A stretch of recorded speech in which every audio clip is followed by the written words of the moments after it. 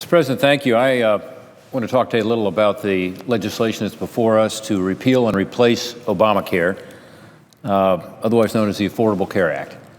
When I travel around my home state of Ohio, I hear about a couple things a lot. One is the tough job market and flat wages, just difficult to get ahead. And the other is, and it's related, escalating health care costs. So people are seeing in their lives that it's tough to find that job, and if they do have a job, they're finding that their wages aren't going up like they would normally expect. And unfortunately, when you look nationally, this is true. Wages on average over the last 6 years are not just flat, they're slightly down. In other words, they've declined, which is not typical. And on the other hand, expenses are up, and the biggest expense, health care. So the middle class squeeze is very real. It's affecting the people I represent as they see, again, unusually low wages, not the growth that we would normally expect on the one hand, and on the other hand, higher expenses. Healthcare taking the lead in terms of those expenses. Today here in the United States Senate and tomorrow as we debate this and vote on it, we've got a chance to move the ball forward and show people that at least a majority here in the United States Congress agree we ought to address this issue. The health care issue, of course, to try to stop this incredibly fast increase in premiums, deductibles, co-pays. Families, small businesses are getting hit hard, but also helping to give the economy a shot in the arm by coming up with smarter ways to deal with health care. This vote will show that there are some here in Congress who are listening and have some answers.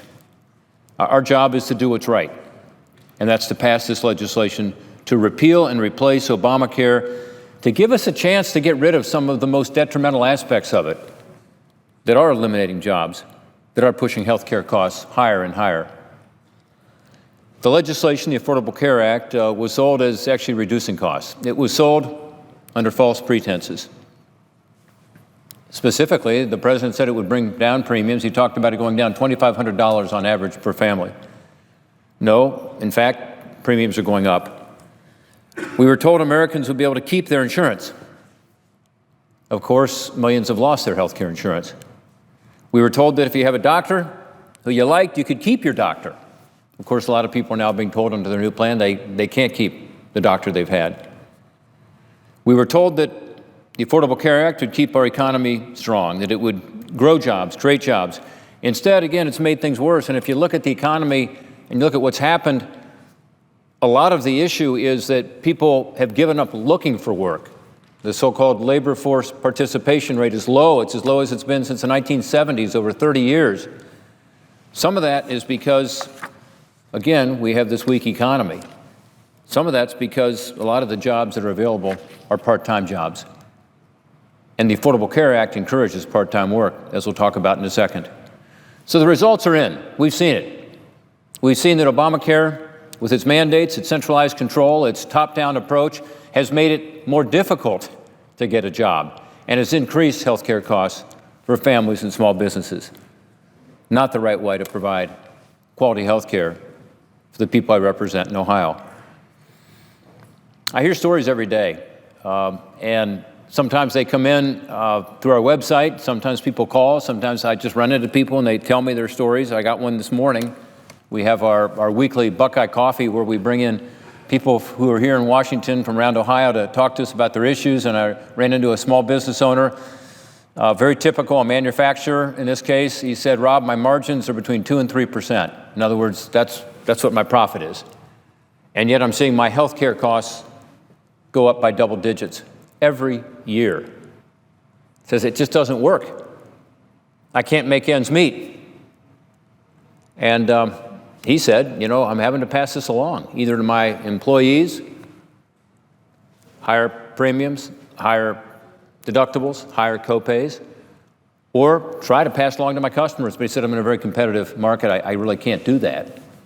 And so that could mean, for me, he said, could mean having to lay some people off, downsize the business. Take the small business owner who wrote to me recently, another one who said this is going to hurt his business. He said he's going to have to tell his 35 employees that their insurance would be canceled and that the cheapest replacement policies would include, get this, a 35% increase in premiums, as well as a 33% increase in deductibles. This is another small business in Ohio. Or take the father of 5 who saw the cost of his family's insurance double under the Affordable Care Act. Or the man who saw his $100 deductible soar to $4,000. Does that sound familiar? There's probably some people listening tonight who had that same experience, where the deductible just goes up so high that it's almost like you don't have insurance. This guy, by the way, said he saw his deductible soar to $4,000 while his premiums went up to $1,000 a month. Batavia is in Claremont County, Ohio, right near my home. Recently, a woman wrote to me from Batavia. She said, "I'm a single mom. I pay for my own health care insurance. I'm active and fit. I've cycled over 4,000 miles this year." Good for her. "I'm seldom sick. In the 3 years that I've paid for my own insurance, I went to the doctor only once for illness." She said, "My rate was $146 a month. In September, I received a letter from Anthem saying that my plan does not meet the requirements of the Affordable Care Act and will be discontinued. I was offered the same coverage I had before, not at $146 a month, but at $350 per month." This is a real problem for her, for this single mom, but it is for families all over Ohio. I'm concerned about the impact on those families, concerned about the impact on our small businesses. I'm also concerned about the indirect impact on employees who work for those small businesses. We talked earlier about the fact that there's more and more part-time work and that jobs are hard to come by in Ohio. More and more small businesses in Ohio are becoming what they call 49ers or 29ers. 49ers refers to the fact that employers sometimes feel they have no choice but to freeze their growth, and they're hiring at 49 employees rather than 50 employees, because when you hit 50, you come up with new requirements and mandates under Obamacare. Others have tried to reduce the hours their employees work. If you work less than 30 hours a week, you're not covered by the mandates under Obamacare, so some employers have reduced hours from 40 hours to 29 hours. That's the 29ers. That's one reason, again, full-time work is harder to come by. It's no surprise to me that the underemployment figure, those working part-time but wanting to return to work full-time, has been on the rise. When you see the jobs numbers coming out every month, look at the number of people who are part-time rather than full-time. It's really concerning. And some of this has to be driven by what's happening with the Affordable Care Act. I'm certainly hearing about it. I'm certainly hearing about it from people on the ground, real-world situations. It's sad. Just this morning, as I said, I talked to this guy, Todd, who's the president of the small manufacturing company. He talked about a double-digit increase in his health care expenses. Here's Mike from Westlake. He wrote me, and he said, "I own a small business. Our health insurance rates for single employees under 30 went from $198 per month last year to $560 per month this year. That's a 260% increase," he says. "Thank you, Obamacare," he says. "This bill is going to put small businesses out of business," he says. This one is from Tim in Canton. He says, "The Affordable Care Act fees being charged to us are $3,250 per year for 11 covered employees, which will be passed on to them. We are paying for the insurance premium increase of $15,186 by reducing our year-end bonus program." He says, "We're also offering an even higher deductible plan than we have now." He said, "I will take the higher plan to lower the overall cost to soften the blow for my staff." So this is an interesting one because it's what I hear around Ohio. They're discontinuing their bonus program because of this. Other companies say we're discontinuing a research project. Others say we're discontinuing our match on a 401k.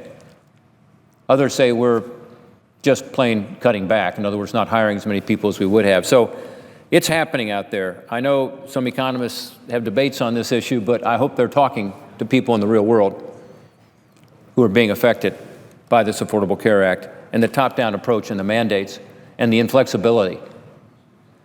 Not only are these small businesses affected by these new mandates, of course, but a lot of them are now subject to one of the new taxes included in the Affordable Care Act. I think there are 21 new taxes in the Affordable Care Act, 21 new taxes.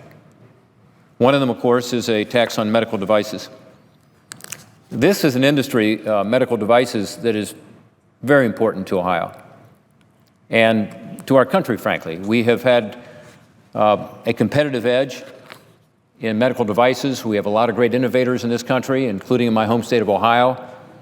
We've been able to not only create some great opportunities here in this country, but to be exporting medical devices around the world. It's hard to overstate the impact the industry has got on our state of Ohio and the ripple effect through our communities. Over the past decade, we've added about 370 new bioscience and medical device companies in Ohio alone. It's been a growth area. These companies have brought high-paying jobs. For every one job they create, another 2.3 additional jobs are also created, I'm told. I've visited a lot of these companies all around the state of Ohio. I've been to companies in Cleveland and Cincinnati and Columbus. Recently, I visited Zimmer Surgical, which is a company that employs about 300 workers in Dover, Ohio. They expressed the same concern I've heard at all these other companies I talked about. The same concern, which is that this new tax under the Affordable Care Act makes it hard for them to be able to compete. It's a really interesting tax. Normally you would have a tax on profits. So if a company makes money, it pays taxes on those earnings, on those profits. This is a tax on revenue, whether there's profit or not. It's an excise tax. And since this tax has taken effect, the companies I'm talking about have seen, therefore, a decrease in their operating margins. They're resulting in fewer jobs, they tell me, less investment in the U.S. Again, a lot of them tell me, Rob, what we're doing is we're cutting back on research because we cannot afford to do the research we used to do because of this excise tax on our revenue. Again, not on our profits, the money we're making, but just our revenue. That means that their seed corn, as they call it, is being cut back. So I talked about the great innovation and the fact this has been a cutting-edge industry for us in Ohio and around the country. The seed corn is research. That's what makes America a cutting-edge company, a cutting-edge country in terms of these great medical device companies. And a bunch of them are cutting back on research. That concerns me. Some have gone overseas, by the way. Some have moved their research overseas, even though they've stayed headquartered in the United States. If this tax continues, some have told me they're going to be forced to close down manufacturing facilities. At a time when we need more than ever more made-in-America products and innovation, the medical technology industry is one where we're a leader in the world stage. We should not be coming up with this kind of burdensome tax. And that's why I'm so glad that in this legislation we'll vote on tomorrow or the next day that we'll have the opportunity to repeal the medical device tax. By the way, there's a bipartisan consensus around that, I think. I know a lot of my colleagues on the side of the aisle have talked about the need for us to do that as well. If we do not do that, what we're going to find out is that we have lost ground. And again, this goes to our economy. One thing that really concerned me was the founder of one of our great medical device companies in Ohio, the founder of Zimmer Surgical in Dover, Ohio, told me that had this tax been in place when he started his company, he doesn't think he ever would have made it off the ground. I talked earlier about the number of new startups. This is going to keep some of those startups from taking root in the first place and creating those jobs and opportunities. Repealing job-killing medical device tax, therefore, is a great step forward to promote policies to get Americans back to work. Even though, again, we need to repeal these top-down mandates we talked about and get rid of some of these taxes that are so onerous on workers and hurt our economy, I don't think we should go back to the pre-Affordable Care Act status quo. I don't think it's enough to just say we should repeal this bad law. I think we also should say, let's come up with a better way to deal with health care costs. Health care costs are going to be a big problem unless we deal with them in a much more sensible way than the Affordable Care Act does. I think real reform is needed. It must be patient-centered. In other words, it must be about the patient, giving them the incentive to be able to save costs by focusing on prevention and wellness, focused on their families, focused on what they need for themselves and their families, rather than these mandates that say you can't have this insurance policy you've had for years. As this young woman in Claremont County told me, who's seen her premiums go up so dramatically. She had a policy she was very happy with. Let people have the policies they want for themselves and their family. Let's have less government and bureaucracy and more focus on patients. And let's be sure that it's responsible in terms of keeping the tax burden down and not killing jobs as the medical device tax does. So Obamacare should be repealed, and it should be repealed and replaced with a system that actually works. The failures to Obamacare actually point the way as to how we can do that. As I said, patient-centered, cost should be the focus. There are steps we can take and take them today to remove some of the shackles of government regulations from the market, help make health insurance and health care less expensive. We should start by allowing health care to be sold across state lines. Let's be sure we can compete, that the people who live in Cincinnati, Ohio, my hometown, can get health care across the river in Kentucky or across the border in Indiana. It makes no sense. Some people live in Indiana and work in Ohio and vice versa, or in Kentucky. They work in Kentucky, live in Ohio, and yet they can only get health care in the place where they live. We should be able to look for our health care in New York or California, whatever works best for our family. Make these companies compete for our business. We should take common sense steps to rein in the staggering cost of frivolous lawsuits. This could save billions and billions of dollars in our health care system. There's a CBO estimate of the cost to the federal government that could be saved alone. That's tens of billions of dollars. But the medical profession will tell you it's more like hundreds of billions of dollars as it applies to all of us. That will help to make health care more affordable. We should cover more Americans by creating a healthy, vibrant individual health care market, giving people a tax incentive to purchase health care insurance, comparable, by the way, to the kind of incentive that they receive if they're in an employer-provided plan. Why shouldn't they have that same opportunity in the individual market? That's part of the way you cover more people. The sad truth about Obamacare is that the coverage numbers are very disappointing, even to those who strongly supported the bill. Why? Because what's happened is some people have gotten coverage, but others have lost coverage. The estimates by the Congressional Budget Office are that still 10 years after this legislation is in place, there'll be something like 30 million Americans without coverage. We can do it and do it in a more cost-effective way and be sure that people do have the opportunity to have access to quality health care. The bill we have before us this week will take that first step at removing the shackles of government regulation and put the country on the path forward to real health care reform.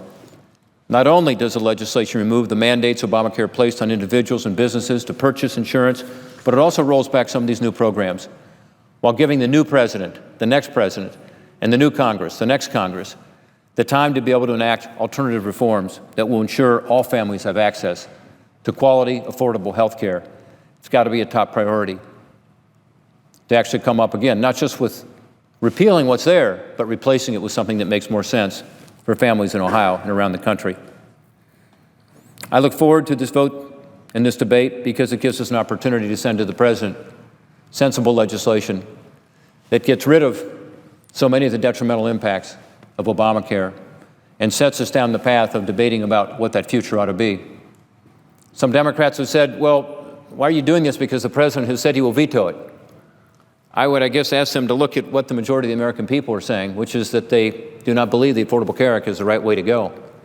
I guess I would look at the fact that the majority here in the Senate may well feel that way as well, and certainly we should be representing those folks back home. And because the President doesn't support it doesn't mean we shouldn't act and do what's right.